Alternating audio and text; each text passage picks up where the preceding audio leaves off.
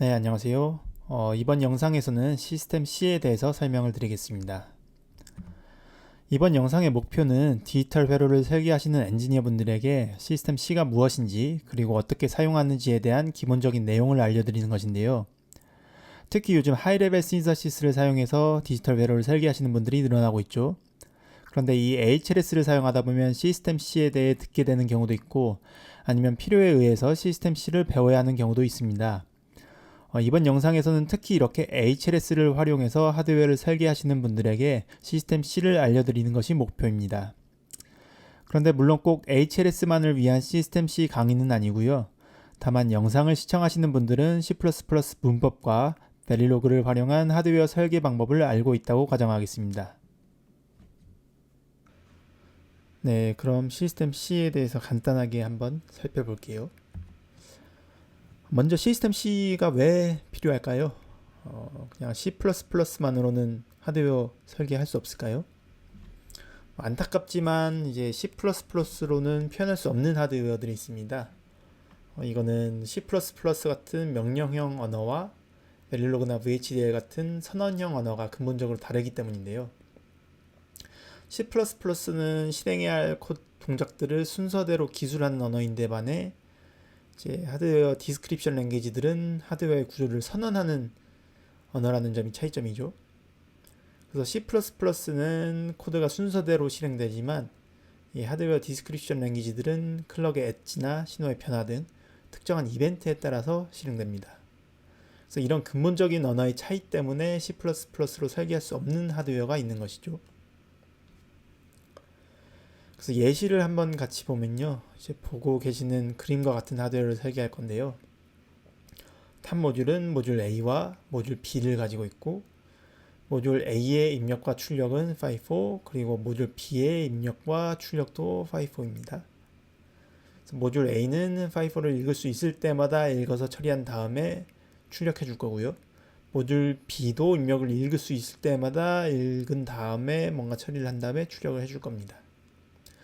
그럼 이게 C++로 모델링이 쉽게 될 거냐 라고 물으시면 이런 하드웨어는 제대로 모델링하기가 어렵습니다. 왜냐하면 모듈 A는 이터레이션이 정해져 있지 않고 계속 동작해야 되니까 내부에 무한 루프가 있어야 할 거고요. 모듈 B도 마찬가지로 내부에 무한 루프가 있어야겠죠. 그래서 코드를 쓴다면 이런 식으로 코드를 써야 할 텐데요. 보면은 탑이 모듈 A랑 모듈 B를 가지고 있고 탑의 입력이 모듈 A의 입력과 연결되고 모듈 A의 출력이 모듈 B로 들어가고 모듈 B의 출력이 이제 탑 모듈의 출력으로 나가고 있죠. 모듈 A는 무한 루프를 가지고 있어서 계속해서 입력을 읽은 다음에 뭔가 처리를 한 다음에 출력을 해주고요. 모듈 B도 무한 루프 안에서 계속 입력을 읽어서 뭔가 처리를 한 다음에 출력을 해주고 있죠. 근데 이렇게 코드를 쓰면은 제대로 동작을 하지 않는데 그 이유는 이제 모듈 A가 호출됐는데 모듈 A가 무한 루프를 가지고 있잖아요. 그래서 이런 식으로 코드를 쓰게 되면은 이제 탑 모듈을 실행시키면 모듈 A만 실행되고 모듈 B는 실행이 되지가 않겠죠.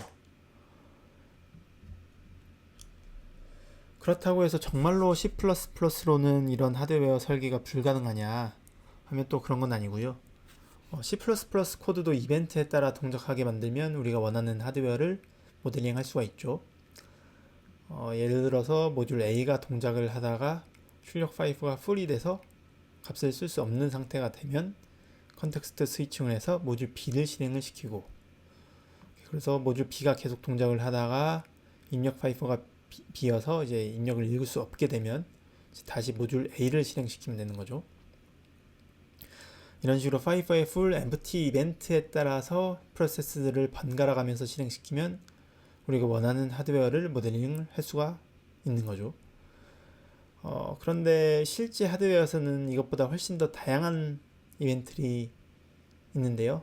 예를 들면 뭐 클럭의 엣지라던가 신호의 변화라던가 리셋 신호 이런 다양한 이벤트들이 있는데 이런 다양한 이벤트에 따라서 프로세스들이 적절하게 스케줄링되고 실행되는 코드를 처음부터 C++로 작성하는 게 쉬워 보이지는 않는데 다행히도 시스템 C를 사용한다면 이런 모델링을 쉽게 구현할 수가 있습니다. 그래서 시스템 C가 무엇인지 정리를 해보면 시스템 C는 이벤트 기반 시뮬레이션 커널을 제공하는 C++ 라이브러리고요.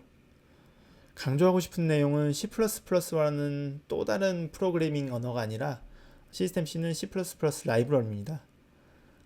당연히 문법 모두 동일하고요. 시스템 C를 사용해서 시스템을 모델링하면 C++의 장점들을 그대로 사용할 수가 있죠. 그리고 다양한 상용 HLS 툴들이 시스템 C를 지원을 하고요. 그런데 시스템 C 말고 C++만을 지원하는 HLS 툴도 있을 텐데요. 그런 경우에는 이제 아까 예로 들었던 이런 하드웨어를 설계하기 위해서는 모듈 A와 모듈 B를 따로따로 합성한 다음에 그 다음에 나온 이 RTL 코드를 이제 베릴로그 같은 HDL 언어로 이제 RTL 코드로 한번 엮어야겠죠. 네, 그럼 방금 전에 시스템 C가 이벤트 기반 시뮬레이션 커널을 사용한다고 했는데 그럼 이벤트 기반 시뮬레이션이 어떻게 동작하는지 좀 더 자세하게 살펴볼게요. 그런데 우리가 아직 시스템 C는 배우지 않았기 때문에 그냥 예시를 위해서 이렇게 베릴로그 코드를 가져왔습니다. 그래서 이벤트 기반 시뮬레이션의 핵심은 이밸류에이션이랑 업데이트인데요. 커널이 관리하는 이제 프로세스들이 이렇게 있고요.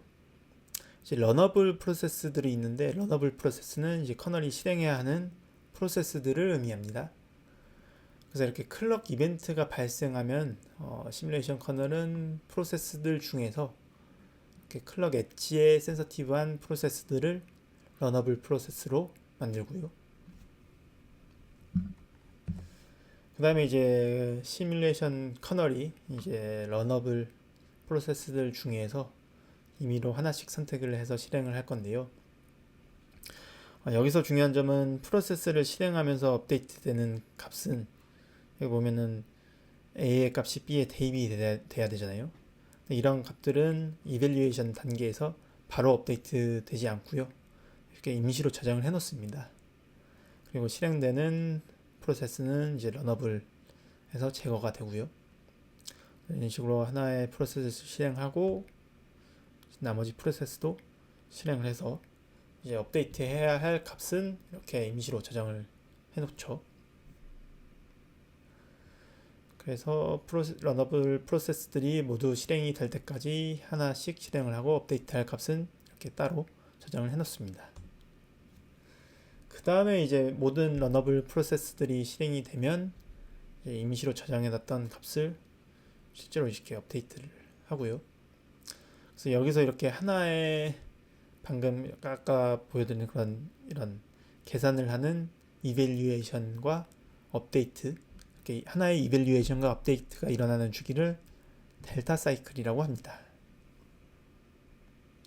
근데 이때 업데이트된 이 값에 센서티브한 프로세스가 있죠. 그래서 시뮬레이션 커널은 이렇게 업데이트된 값에 센서티브한 프로세스를 다시 러너블 프로세스로 만들고 시뮬레이션을 시작을 합니다. 새로운 델타 사이클이 이게 진행이 되는 거죠.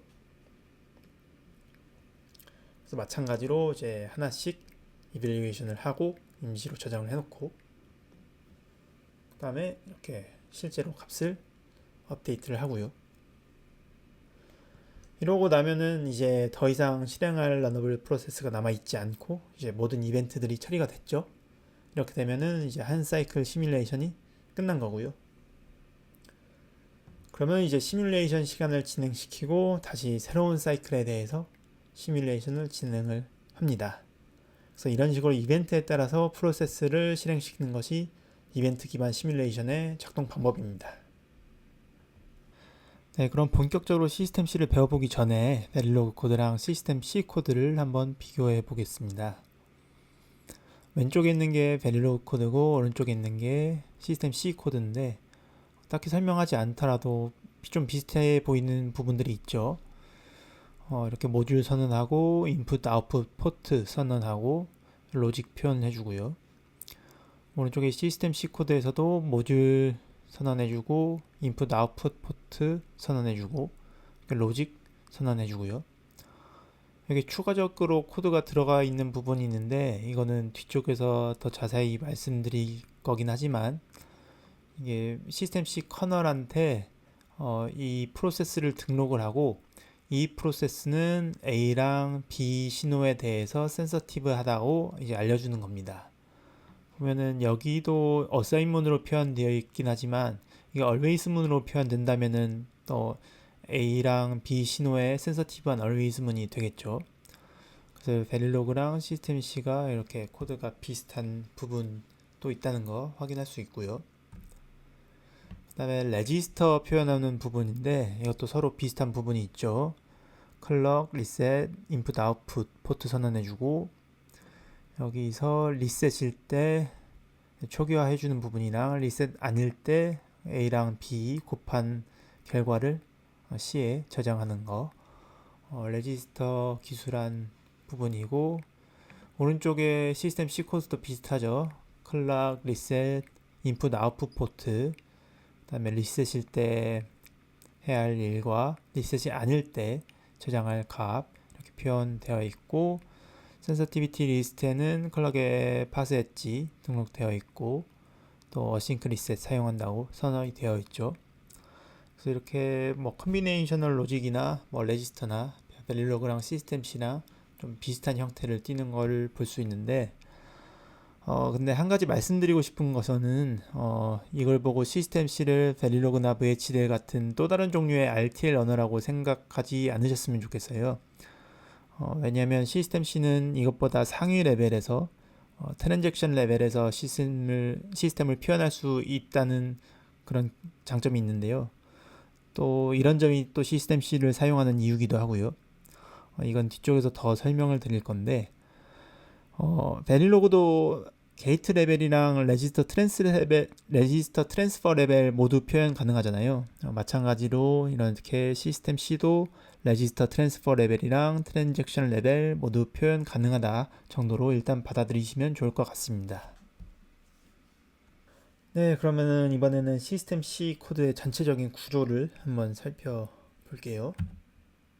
이게 전체적인 시스템 C 코드의 구조인데 여기 보시면 이렇게 클래스를 선언을 했어요. 네, 클래스 선언하는 게 C++랑 조금은 생긴 게 다르죠.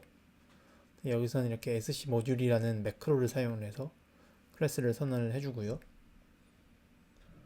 그 다음에 이렇게 모듈 외부와 데이터를 주고받기 위한 입출력 포트랑 또 내부의 프로세스들이 데이터를 주고받기 위한 채널들을 선언을 해줄 거고요. 그 다음에 컨스트럭터인데 컨스트럭터도 C++랑은 조금 생긴 게 다르죠. 마찬가지로 여기서도 SC 컨스트럭터 매크로 사용을 해서 컨스트럭터를 선언을 해줄 수 있고 여기서 보면은 이제 이 매크로들은 프로세스들을 등록을 하는 매크로인데요. 시스템 C 커널은 이제 여러 프로세스들을 동시에 동작하는 것처럼 보이게 스케줄링을 해야 되잖아요. 그러기 위해서는 커널한테 이제 어떤 프로세스들, 이런 어떤 함수들을 스케줄링 해야 되는지 알려줘야 하는데, 뭐 이런 식으로 매크로 사용해서 커널에다가 이런 함수 스케줄링, 이 프로세스니까 이제 스케줄링 해야 된다 알려줄 수가 있고, 여기서 이제 센서티비티 리스트에다가 이런 이 프로세스는 이런 신호에 센서티브한 프로세스야. 마찬가지로 여기서도 이 프로세스는 이런 클럭의 엣지에서 센서티브한 프로세스야. 이런 식으로 알려줄 수 있고 리셋 사용하는 경우에는 이렇게 리셋 사용할 거다 라고도 알려줄 수 있고요. 근데 여기서 한 가지 주의해야 되는 거는 이렇게 프로세스로 등록하는 이런 함수의 경우에는 이제 입력 파라미터가 입력 파라미터랑 리턴 값이 없는 함수여야 합니다. 그리고 뭐 함수의 이런 프로세스의 입력이나 출력이 필요한 경우에는 뒤쪽에서 설명드릴 이런 포트나 채널을 사용을 하는 게 좋고요. 이렇게 해야 어떤 신호의 변화나 아니면 파이퍼의 full empty 같은 어떤 이벤트에 따라서 커널이 프로세스들을 스케줄링 하기가 편하겠죠. 아무튼 예, 이런 식으로 프로세스들 커널에 등록할 수가 있고요. 그 다음에 메인 함수 보면은 이제 메인 펑션 대신에 sc main이라는 펑션 사용했죠. 시스템 C에서는 메인 함수 대신에 이런 sc main 함수를 사용을 하고요. 그 다음에 이제 여기서 우리가 이렇게 선언해 놓은 모듈 이렇게 객체로 만드는 과정인데, 이게 시스템 C 모듈을 이렇게 객체로 만들 때는 이렇게 입력 파라미터로 이 모듈의 이름을 문자열로 줘야 합니다. 근데 이제 나중에 좀 쉬운 디버깅을 위해서 여기서 입력으로 주는 이 문자열은 이 객체 이름이랑 동일한 걸 주는 게 좋고요. 네, 이런 식으로 똑같은 이름을 두 번 쓰는 게 귀찮을 수도 있는데, 그럴 때는 그냥 이렇게 sc named 매크로를 사용을 하면은 이제 위에 있는 줄이랑 아래에 있는 줄은 이제 같은 표현입니다. 그 다음에 마지막으로 이제 sc start 함수를 호출을 하면은 이때부터 시스템 C 커널이 시뮬레이션을 시작을 하게 됩니다. 네, 그래서 이제 전체적인 시스템 C 코드 구조를 한번 간략하게 봤고요. 네, 그럼 이제 시스템 C 기본 내용 설명 시작하겠습니다. 배워볼 내용들은 이렇게 자료형, 모듈, 채널, 포트, 프로세스, 클럭, 이그젬플 코드까지 살펴볼 건데요. 먼저 자료형부터 보면은 이제 시스템 C에서도 물론 이제 C++에서 지원하는 뭐 인티저나 뭐 unsigned int, 뭐 캐릭터 뭐 이런 자료형들을 사용 가능한데, 이런 자료형들은 데이터의 이제 비트 비스가 8빗, 뭐 16빗, 뭐 32빗 등으로 이렇게 정해져 있잖아요. 네, 하드웨어를 설계하다 보면은 이제 뭐 6비트라던가 아니면 12빛이라던가 다양한 비트 위스의 데이터들을 다뤄야 하는 경우가 많기 때문에 시스템 C에서는 이런 다양한 형태의 자료형들을 지원을 해서 뭐 그냥 인트형이 아니라 뭐 몇 빛짜리 인트형인지 unsigned int도 몇 빛짜리 unsigned int인지 이런 다양한 형태의 자료형들을 제공을 해서 사용할 수가 있고요. 그 다음에 모듈 내용인데, 모듈은 이제 시스템 C에서 시스템을 구성하는 기본 요소죠. 그래서 뭐 모듈이든 이게 클래스로 선언을 하는데, 모듈이라는 클래스 안에는 뭐 다양한 것들을 포함을 할 수가 있는데, 보통 뭐 외부 이제 모듈의 외부와 데이터를 주고받기 위한 포트라던가 아니면은 모듈 안에 있는 서브 모듈들, 그리고 뭐 하이 모듈들을 연결하는 아니면 프로세스 간의 어떤 데이터를 주고받기 위한 채널이라던가, 채널은 이제 뭐 와이어도 될 수도 있고 뭐 파이퍼도 될 수 있고 뭐 여러 가지가 있는데, 이건 뒤쪽에서 더 다룰 거고요.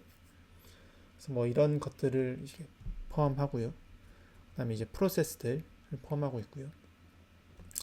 뭐 한 가지 뭐 이때 볼만한 건 이제 모듈의 컨스트럭터에서 뭐 필요한 일들을 해줘야 되는데, 뭐 보통은 모듈의 이런 생성자에서 뭐 하위 모듈을 객체화하고 뭐 연결하고 커널의 프로세스를 등록하는 등의 역할을 수행을 하는데, 생성자를 선언할 때는 sc 컨스트럭터 매크로 활용을 해서 컨스트럭터를 사용할 수가 있다. 그래서 뭐 이런 식으로 매크로 사용해서 컨스트럭터 생성자 선언할 수가 있고요. 생성자에서는 이렇게 프로세스 등록을 하고 센서티비티 리스트에 센서티비티 리스트 구성하고 이런 것들을 하는데, 이거는 뒤쪽에서 이제 마지막에 예제 코드를 같이 보면은 좀 생성자가 하는 일에 대해서 좀 더 와닿을 거라고 생각을 하고요.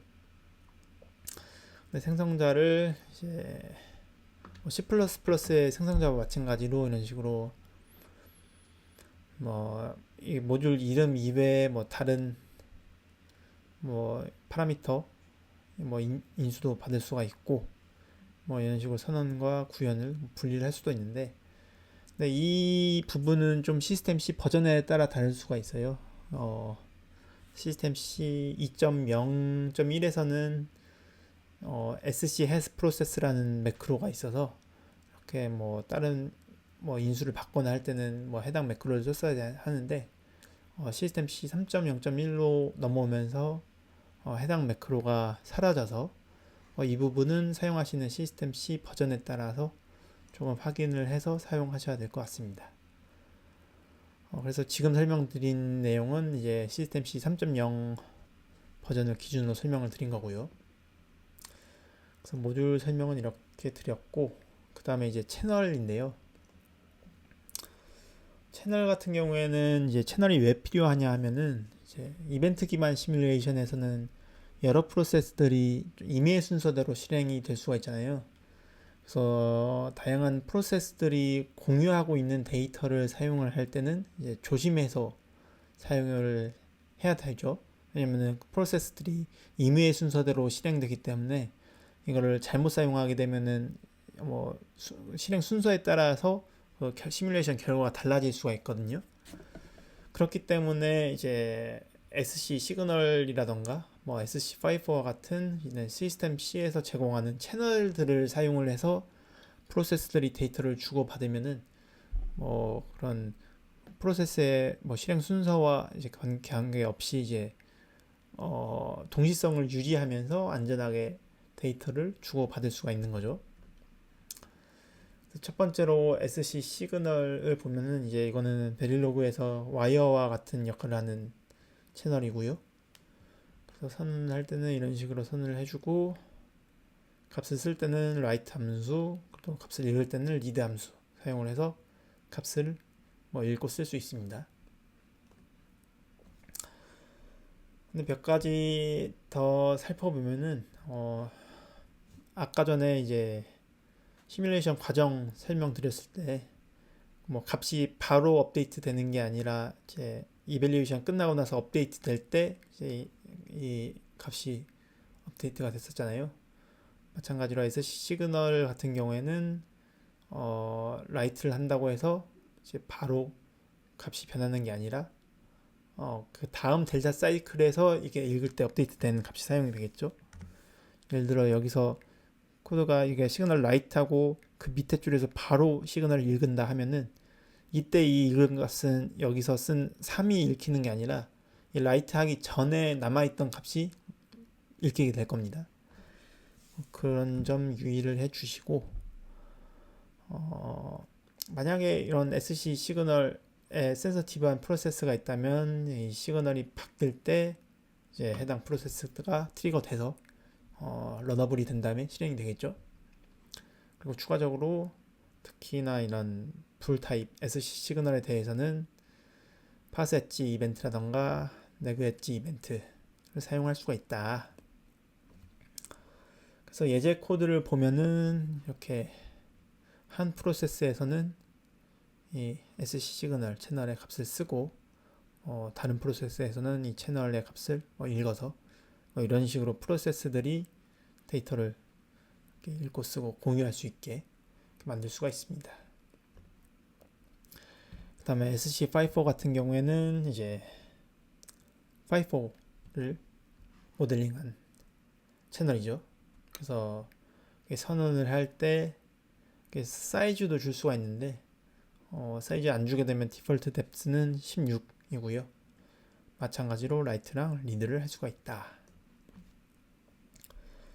그래서 예제 코드에서도 마찬가지로 이제 한 프로세스에서는 이 파이퍼의 값을 쓰고 다른 쪽에서는 이거를 읽어서 이렇게 사용을 할 수가 있죠. 덧붙여서 이제 파이포를 사용할 때는 이게 파이포가 full일 때 값을 쓰거나 아니면 파이포가 empty일 때 값을 읽으면 내부적으로 wait 함수가 호출이 되면서 이게 컨텍스트 스위칭이 발생하는데 이것에 대해서는 뒤쪽에 프로세스 설명하면서 더 자세하게 설명을 드리겠습니다. 네, 그 다음 포트입니다. 포트는 이제 모듈 외부와 데이터를 주고받기 위해서는 이제 포트를 사용해야 하는데요. 마찬가지로 포트 같은 경우에도 이제 리드랑 라이트 함수를 사용해서 값을 읽고 쓸 수 있는데, 아까 전에 채널 봤을 때는 그냥 이렇게 그냥 멤버 함수 사용하듯이 사용했는데, 이제 포트 같은 경우에는 이제 포인터 접근 연산자를 사용해서 이 함수를 쓴다는 거 이제 기억을 해 주시고요. SC 시그널을 사용하는 포트 같은 경우에는 이렇게 스페셜라이즈드 된 포트를 사용할 수 있겠는데, SC in, SC out, SC in out 이런 포트를 사용할 수가 있습니다. 그래서 보면은 이제 모듈 1과 모듈 2가 데이터를 주고 받으려고 하는데, 탑 모듈을 보면은 탑 모듈은 모듈 1, 모듈 2를 가지고 있고, 그 다음에 모듈 1의 아웃포트가 이 시그널이라는 채널에 연결돼 있고, 이 채널이 다시 모듈 2의 입력 포트에 연결이 돼 있죠. 그래서 모듈 1의 출력 포트가 시그널이라는 채널에 연결돼 있고, 이 채널이 다시 모듈 2의 입력 포트랑 연결이 되어 있다. 그래서 모듈 1에서 이렇게 아웃풋 포트에다 뭔가 데이터를 쓰고, 모듈 2에서는 이 포트를 이렇게 읽어서 이렇게 사용을 할 수가 있죠. 그리고 5.4도 마찬가지로 이제 SC5를 사용하는 경우에 이런 여기 특화된 스페셜라이즈드 포트를 사용할 수가 있어서, 마찬가지로 SC5 in이나 SC5 out과 같은 포트를 사용할 수가 있고요. 아까랑 비슷하죠. 모듈 1의 출력 포트는 SC54라는 이 54 채널이랑 연결되어 있고, 이 채널은 다시 모듈 2의 입력 포트에 연결이 되어 있어서 모듈 1에서는 이 출력 포트의 값을 쓰고, 모듈 2에서는 입력 포트를 읽는 방식으로 포트를 사용을 할 수가 있습니다. 네, 이번에는 프로세스입니다. 대부분의 시스템에서는 여러 가지 일들이 병렬로 일어나고 있죠. 그래서 앞서 말했듯이 많은 것들이 병렬로 동시에 동작하는 시스템을 모델링하기 위해서는 이벤트 기반의 시뮬레이션이 필요하고, 이를 모델링하기 위해서는 시스템 C 커널 역시 여러 가지 일들이 동시에 일어나는 것처럼 스케줄링해야 하는데요. 이때 시스템 C 커널이 여러 일들을 스케줄링하는 단위가 프로세스입니다. 그래서 커널은 적절하게 프로세스를 호출하고 또 어떤 프로세스들이 실행되어야 하는지 등을 관리해 줍니다. 한 가지 알아두면 좋을 거는 이제 시스템 C는 비선점형 스케줄링을 사용하는데요. 그래서 프로세스가 실행 중에 다른 프로세스가 실행되기 위해서는 현재 실행 중인 프로세스가 끝나거나 아니면 프로세스가 스스로 중단되어야 합니다. 그래서 이런 프로세스 전환 조건에 따라 프로세스를 메서드 프로세스, 스레드 프로세스, 그 다음에 클럭 스레드 프로세스로 구분할 수 있고요. 그래서 이제 이 각각의 세 가지 프로세스들에 대해서 알아보도록 하겠습니다. 첫 번째로 이제 메소드 프로세스인데요. 이거는 아까도 몇 번 봤었죠. 이 메소드 프로세스는 이제 벨릴로그에서 always문이랑 비슷한 역할을 하는데요. 생성자에서 이제 sc 메소드 매크로를 이용을 해서 이제 모듈 내에 선언된 함수를 프로세스로 등록을 할 수가 있고요. 그래서 이 메소드 프로세스는 이제 센서티비티 리스트에 등록된 이벤트가 발생할 때마다 반복해서 호출되며, 또 완전히 함수가 종료돼서 리턴 될 때까지 이제 다른 프로세스로의 컨텍스트 스위칭은 발생하지 않습니다. 그래서 메소드 프로세스를 활용을 해서 이렇게 컨비네이셔널 로직이랑 레지스터 기술할 수 있는 거 아까 예시로 봤었죠. 그 다음에 이제 스레드 프로세스입니다. 스레드 프로세스는 이제 생성자에서 sc 스레드라는 매크로를 사용해서 이제 모듈 내에 선언된 함수를 프로세스로 등록할 수가 있는데, 이제 스레드 프로세스는 리셋되는 경우를 제외하면 커널에서 단 한 번만 호출되고요. 그래서 대부분의 경우에는 이제 프로세스가 끝나지 않도록 내부에 무한 루프를 가지고 있고요. 그 메서드 프로세스 같은 경우에는 프로세스가 완전히 끝나면 이제 프로세스가 끝나고 이제 다른 프로세스가 실행이 됐는데, 스레드 프로세스 같은 경우에는 코드 내에서 wait 함수를 사용을 하게 되면은 이제 작업이 중단되고 이제 다른 프로세스가 실행이 될 수가 있고요. 근데 꼭 명시적으로 코드에서 wait 함수를 쓰지 않더라도 이렇게 sc54 같은 채널을 쓰는 경우에 54가 full이거나 empty일 때 이 54를 쓰거나 읽으려고 하면 내부적으로 선언된 wait 함수가 호출되면서 다른 프로세스로 컨텍스트 스위칭이 발생할 수 있습니다.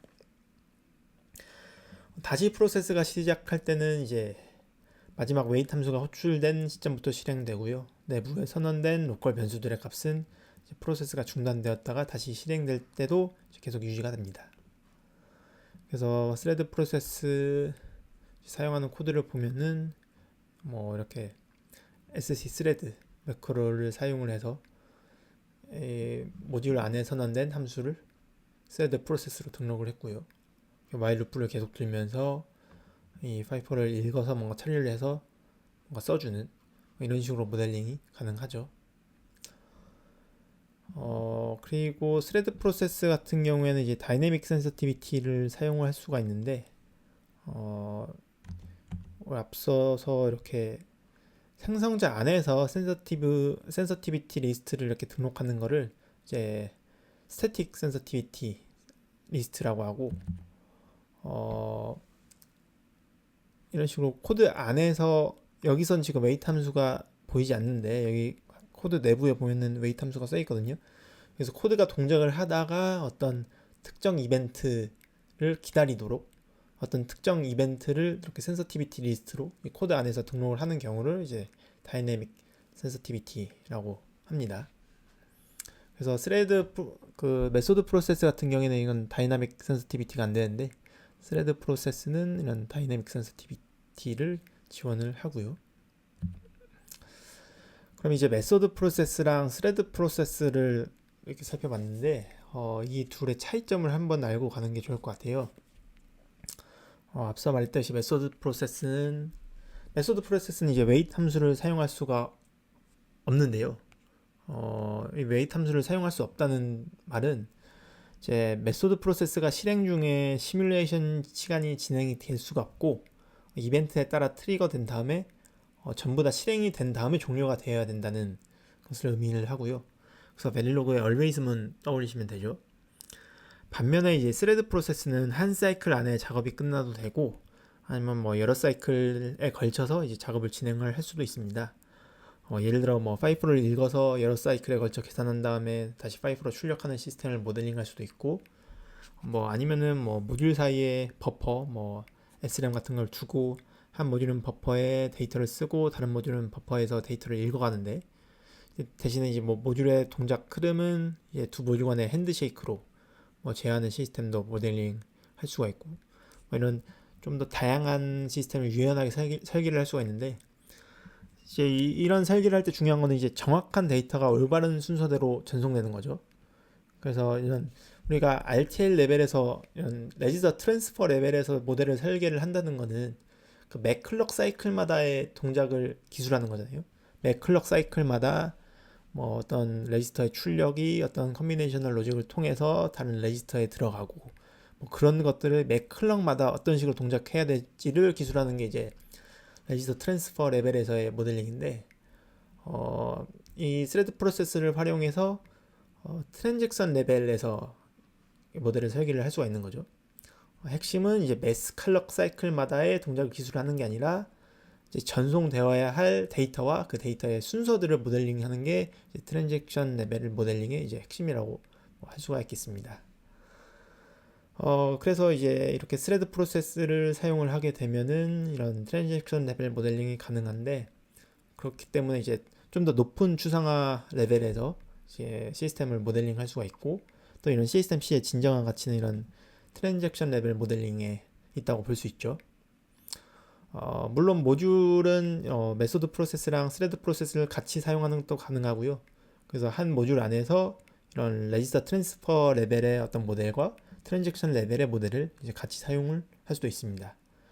예를 들면은 각 서브 모듈들은 트랜잭션 레벨에서 모델링하고 이렇게 모델링된 각 서브 모듈들을 엮어서 컨트롤하는 탑 모듈들은 또 레지스터 트랜스퍼 레벨 수준에서 이렇게 사이클마다 정확하게 어떻게 동작을 할지 모델링 하는 것이 이제 시스템 C 하나에서 이제 가능한 거죠.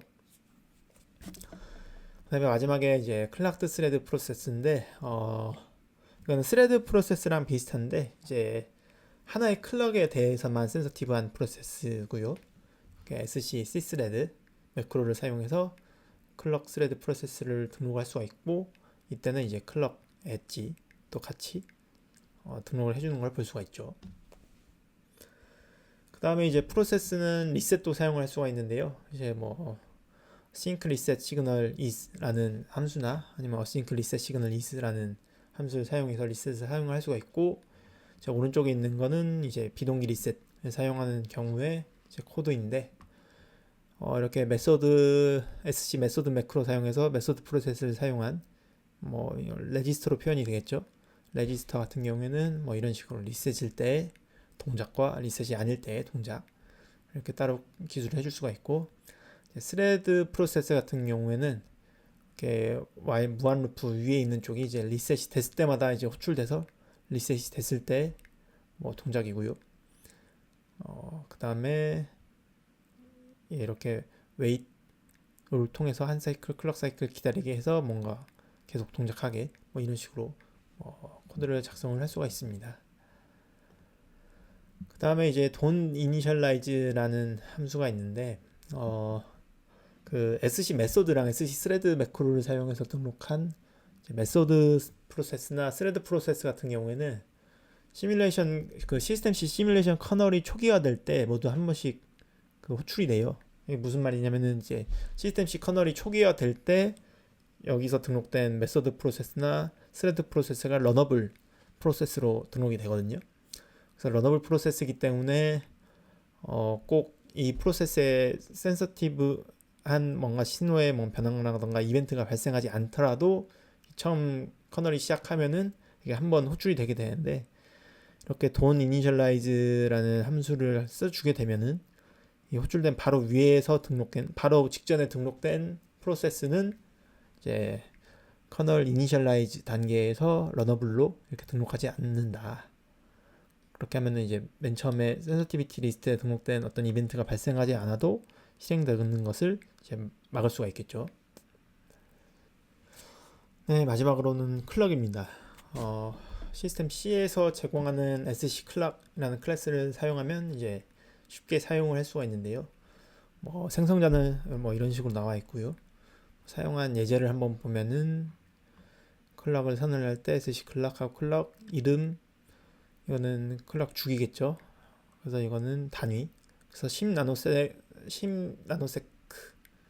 단위를 가지는 주기를 가지는 그 클럭을 선언을 해주고, 그래서 이게 포트로 클럭 넣어주고 센서티비티 리스트에 이제 클럭의 파지티브 엣지 센서티비티 리스트로 등록을 해주면 이제 매 클럭마다 이제 뭐 이런 문자열이 출력이 되겠죠. 마찬가지로 클럭 선언할 때도 이렇게 SC named 사용해서 여기다 문자를 안 주고 그냥 이렇게 선언을 할 수도 있고요. 네, 그러면 예제 코드를 한번 같이 보겠습니다. 시스템 C 코드를 통해서 표현하고자 하는 모델은 이제 오른쪽과 같고요.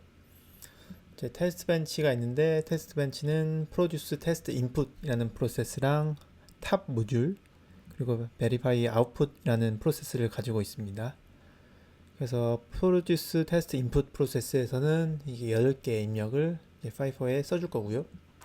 탑에서는 이제 모듈 A랑 모듈 B 두 개가 있는데, 모듈 A는 이제 입력을 읽어서 7을 더해준 다음에 다시 출력 파이퍼로 써줄 거고요. 모듈 B는 마찬가지로 입력을 읽어서 읽은 값에다가 곱하기 3을 해준 다음에 이제 출력을 해줍니다. 그리고 테스트 벤치의 verify output 프로세스에서는 8개의 입력을 읽어가면서 이제 레퍼런스 데이터랑 이렇게 현재 탑 모듈이 출력한 이 값을 읽어서 뭐 비교하는 이런 코드를 이런 모델을 작성을 할 거고요. 그래서 보면은 SC 메인에서 테스트 벤치 객체 선언한 다음에 스타트 하죠. 시뮬레이션이 스타트 될 건데, 먼저 테스트 벤치 먼저 보면은 테스트 벤치는 현재 여기 보면은 여기 파이프 두 개가 있잖아요. 입력, 출력, 파이프 두 개가 이렇게 선언이 되어 있고, 그 다음에 탑 모듈 가지고 있죠. 탑 모듈 이렇게 가지고 있고, 그 다음에 프로듀스 테스트 인풋 프로세스랑 베리파이 아웃풋 프로세스 이렇게 두 개 가지고 있습니다. 그래서 여기 생성자에서 이제 이 프로듀스 테스트 인풋이랑 베리파이 아웃풋을 프로세스로 등록을 해주고요. 그 다음에 탑 모듈에 입력 포트를 이제 인풋 파이프 채널이랑 연결을 해주고, 탑 모듈의 출력 포트를 이제 아웃풋 파이프라는 채널이랑 연결을 해줬습니다. 그 다음에 여기서 쓴 지금 인풋 파이프는 여기 프로듀스 입력 파이프가 지금 이거죠. 이거에 탑 모듈의 입력 포트를 지금 이 파이프랑 연결을 하고, 이제 탑 모듈의 출력 포트를 지금 아웃풋 파이프랑 연결을 해준 거죠. 이 파이프는 이제 프로듀스 테스트 인풋 프로세스에서 이 파이프의 값을 써줄 거고, 여기서 출력되는 탑 모듈의 출력은 이제 베리파이 아웃풋 프로세스에서 읽어서 비교를 할 거고요. 그 다음에 탑 모듈을 한번 보면은 탑 모듈은 마찬가지로 여기 탑 모듈이 선언이 되어 있죠. 탑 모듈은 모듈 A랑 모듈 B, 그리고 내부 이 두 개 모듈이 데이터를 주고받을 이 채널 파이프가 선언이 되어 있고, 이제 입력 포트, 출력 포트 있어야겠죠. 그래서 입력 포트, 그다음에 중간 파이프, 그다음에 출력 포트 이렇게 선언이 되어 있고, 모듈 두 개, 모듈 A랑 모듈 B 선언이 되어 있습니다. 그다음에 모듈 A의 입력 포트랑 지금 모듈 A의 입력 포트랑 지금 이 탑의 입력 포트를 지금 이어줬죠. 그리고 모듈 A의 출력 포트는 이 파이프, 중간에 있는 파이프에 연결을 해주고, 다시 이 파이프는 모듈 A의 입력 포트랑 연결이 되고, 그 다음에 모듈 B의 출력 포트는 이제 탑 모듈에 SC5 out이라고 되어 있는 출력 파이프랑 연결이 되어 있습니다. 그래서 출력 포트에 이렇게 연결을 해준 거죠. 그래서 모듈 A랑 B를 다시 한번 보면, 모듈 A는 이제 포트 두 개가 있죠. SC5 in이라는 포트가 있고 SC5 out이라는 포트가 있는데, 지금 입력 포트, 출력 포트가 있는데, 입력 포트에서 계속 값을 읽어서 7을 더한 다음에 출력 포트에다가 써주고, 모듈 B도 마찬가지로 입력 포트에서 읽어서 곱하기 3을 해준 다음에 출력을 해주고 있죠. 전체적인 코드 구조는 이런데, 맨 처음에 이제 시뮬레이션이 시작이 되면은 이 프로세스가 지금 4개가 있는 거잖아요. 근데 이제 커널이 어떤 거부터 실행할지는 랜덤하기 때문에 모르는데, 프로듀스 테스트 인풋 먼저 돌아가기 시작하겠죠. 왜냐면은 보면 모듈 A는 읽어야 되는데, 만약에 모듈 A의 이 프로세스 먼저 시작이 됐다 하면은 처음에 이 포트에 리드 함수를 호출할 텐데, 지금 여기 입력 파이프에 뭐 값을 써준 게 아무것도 없잖아요. 그럼 내부적으로 여기 안에서 이 파이프의 값이 써지기를 기다리는 wait 함수가 호출이 될 거예요.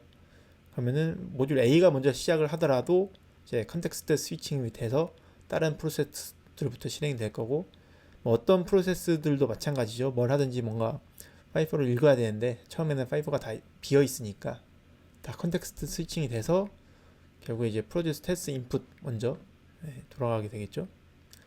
프로듀스 테스트 인풋을 보면은 이제 8개의 값을 써줄 건데, 보면은 처음에 이 인풋 파이프 선언을 할 때 뎁스를 안 줬잖아요. 그럼 디폴트 뎁스가 16이라서 뎁스가 16짜리 파이프인데, 그렇기 때문에 8개 라이트를 한 번에 다 이렇게 써줄 수가 있겠죠. 컨텍스트 스위칭 없이 이거 쭉 써질 거고, 쭉 써지고 나서 이제 보면은 이제 모듈 A가 이게 실행이 될 수가 있죠. 왜냐면 모듈 A는 이제 그 입력 파이프에 누군가 이게 값을 써주기를 기다리고 있을 테니까, A를 실행을 하면은 처음에 읽어서 값을 써주고 다음에 다시 입력을 읽어서 값을 써주려고 하는데 모듈 A에 출력이 되어 있는 파이프는 여기서 보시면은 뎁스가 1로 되어 있어요. 그래서 사이즈가 1이라서 사이즈가 1이기 때문에 맨 처음에 한번 읽어서 출력한 다음에 다시 읽어서 출력할 때 이제 파이프가 이렇게 다 찼잖아요. 이게 써줄 수가 없기 때문에 여기서 다시 컨텍스트 스위칭이 일어나겠죠.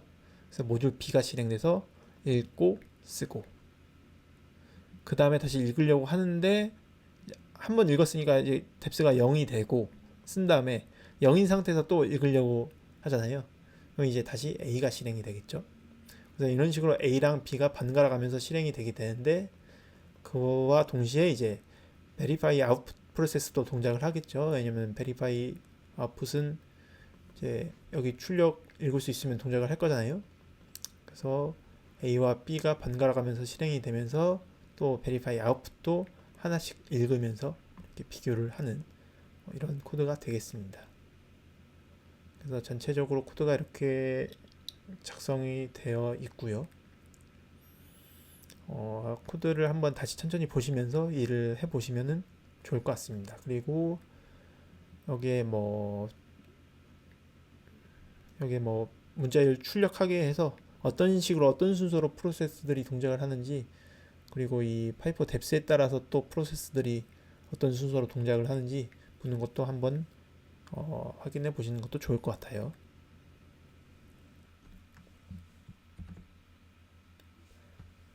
네, 그러면은 시스템 C 예제 코드까지 같이 한번 봤습니다. 혹시 HLS로 합성 가능한 시스템 C 코드가 궁금하신 분은 HLS 툴 제조사에서 제공하는 시스템 C 예제 코드들을 보면 좋을 것 같아요. 영상이 도움이 되었으면 좋을 것 같고 혹시나 뭐 틀린 내용이라던가 아니면은 이해가 잘 안 되는 부분들은 댓글 남겨주시면 감사하겠습니다. 수고하셨습니다.